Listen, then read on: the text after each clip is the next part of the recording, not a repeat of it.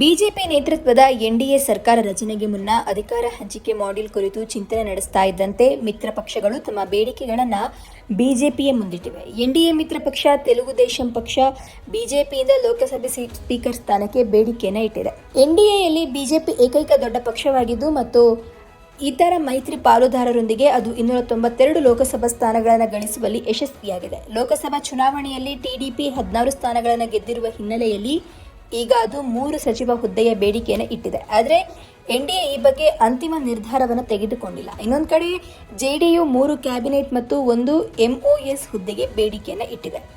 ಲೋಕಸಭೆ speaker ಹುದ್ದೆಗೆ TDP ಬೇಡಿಕೆ ಇಟ್ಟಿರೋದು ಏಕೆ?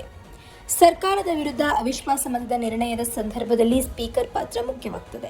ಈ ಹಿನ್ನೆಲೆಯಲ್ಲಿ 1998ರಲ್ಲಿ ನಾಯ್ಡು ಅವರು ಎನ್ಡಿಎ ಸರ್ಕಾರಕ್ಕೆ ಅಟಲ್ ಬಿಹಾರಿ ವಾಜಪೇಯಿ ಅವರಿಗೆ ತಮ್ಮ ಬೆಂಬಲವನ್ನು ನೀಡಿದಾಗ ಅವರು ಯಾವುದೇ ಕ್ಯಾಬಿನೆಟ್ ಹುದ್ದೆಗಳನ್ನು ಕೇಳುವ ಬದಲಾಗಿ ಸ್ಪೀಕರ್ ಸ್ಥಾನದ ಬೇಡಿಕೆಯನ್ನಿಟ್ಟರು. ಹಾಗಾಗಿ ಈ ಹುದ್ದೆಗೆ ಜಿಎಂಸಿ ಬಾಲಯೋಗಿ ಅವರನ್ನ ನಾಮನಿರ್ದೇಶನವನ್ನು ಮಾಡಲಾಗಿದೆ. ಇನ್ನು ಒಂದು ವೇಳೆ ಅವಿಶ್ವಾಸ ಮತದ ಸಂದರ್ಭದಲ್ಲಿ ಸರ್ಕಾರ ಪತನಗೊಂಡರೂ ಕೂಡ ಸದನ ವಿಸರ್ಜಿಸುವವರೆಗೂ ಸ್ಪೀಕರ್ ಸ್ಥಾನದಿಂದ ಕೆಳಗಿಳಿಯುವಂತಿಲ್ಲ ಎಂಬ ಕಾರಣಕ್ಕೆ ಸ್ಪೀಕರ್ ಹುದ್ದೆಯು ಮಹತ್ವದಾಗಿದೆ. ಹೀಗಾಗಿ ಟಿಡಿಪಿ ಸ್ಪೀಕರ್ ಸ್ಥಾನವನ್ನು ಪಡೆದು ಕಾಂಗ್ರೆಸ್ ಪಕ್ಷವನ್ನು ಬದಲಾಯಿಸಿದ್ರೆ ನಂತರ ಸ್ಪೀಕರ್ ಹುದ್ದೆಯನ್ನು ಮುಂದುವರಿಸುತ್ತಾರೆ.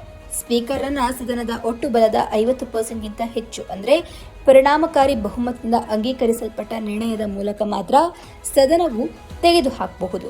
ಒಟ್ಟಿನಲ್ಲಿ ಬಿಜೆಪಿಗೆ ಇದೀಗ ತಮ್ಮ ಕ್ಯಾಬಿನೆಟ್ಗೆ ಯಾರನ್ನ ಆರಿಸೋದು ಅನ್ನುವಂತಹ ತಲೆನೋವು ಒಂದು ಕಡೆ ಆದರೆ ಈ ಇಬ್ಬರನ್ನ ಸಂಭಾಳಿಸೋದು ಇನ್ನೊಂದು ತರಹ ಕಷ್ಟವಾಗಿದೆ. ಒಟ್ಟಿನಲ್ಲಿ ನರೇಂದ್ರ ಮೋದಿ ಮುಂದಿನ ದಿನಗಳಲ್ಲಿ ಯಾವ ರೀತಿಯಾದ ಹೆಜ್ಜೆಗಳನ್ನು ಇಟ್ಕೊಳ್ತಾರೆ ಅಥವಾ ಯಾವ ರೀತಿಯಾದಂತಹ ನಿರ್ಧಾರವನ್ನು ತೆಗೆದುಕೊಳ್ತಾರೆ ಅನ್ನೋದನ್ನ ಕಾದು ನೋಡಬೇಕು.